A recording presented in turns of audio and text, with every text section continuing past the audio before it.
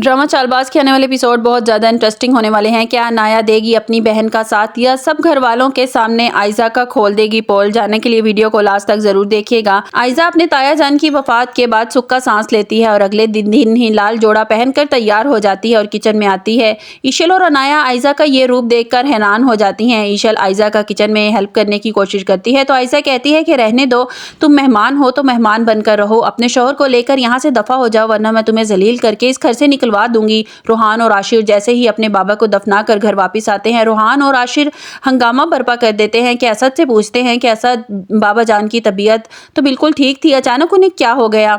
ना ही घर में अनाया मौजूद थी और ना ही ईशल मौजूद थी, सिर्फ आयजा मौजूद थी और आखिर ऐसा क्या हुआ कि बाबा जान को हार्ट अटैक ही हो गया?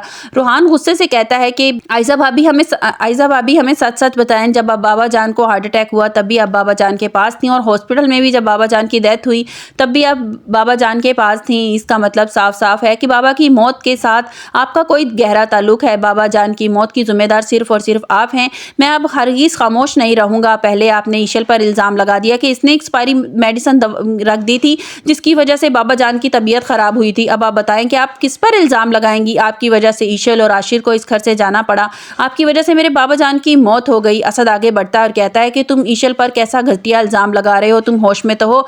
रूहान कहता है कि फिर मुझे आप बताएं कि आखिर ऐसा क्या हुआ कि बाबा जान को हार्ट अटैक हो गया?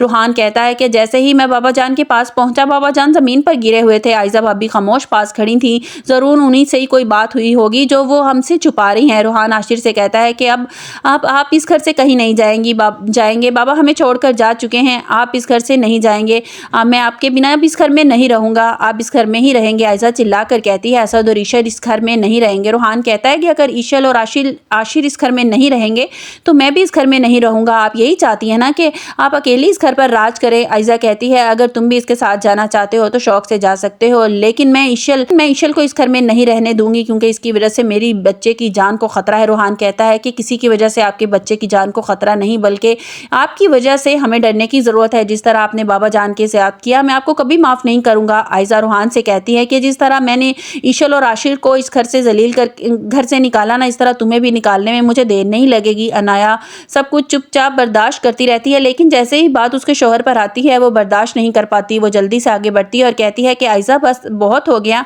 मैं इससे आगे और कुछ नहीं सुनूंगी। अगर आप मेरे शौहर का लिहाज नहीं करेंगी तो मैं भी सारे लिहाज भूल जाऊंगी और मैं सब घर वालों को आपकी असलियत बता दूंगी और फिर देखेंगे कि इस घर से कौन जाता है।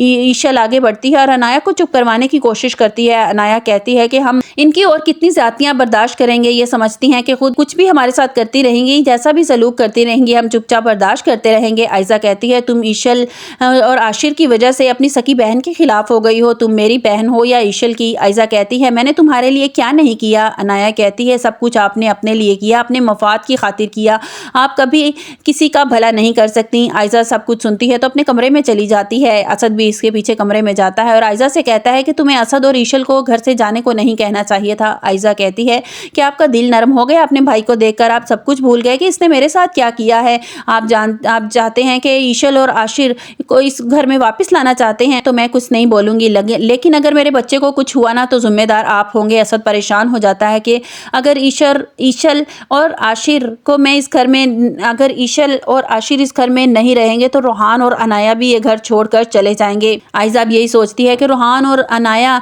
भी ये घर छोड़कर चले जाएं तो ही बेहतर है। वो अभी यही सोच रही होती है कि अचानक फ़ोन की बेल बजती है। फ़ोन अटेंड करती है, शायान की आवाज़ सुनकर हैरान रह जाती है। गुस्से में कहती है कि तुमने मुझे कॉल क्यों की? शायान कहता है कि अगर तुम मुझसे बात नहीं करोगी तो मैं असद को फ़ोन करूंगा और तुम्हारी सारी असलियत बता दूंगा। वीडियो कैसी लगी कमेंट्स बॉक्स में अपनी राय के साथ ज़रूर कीजिएगा और लाइक और सब्सक्राइब कीजिएगा।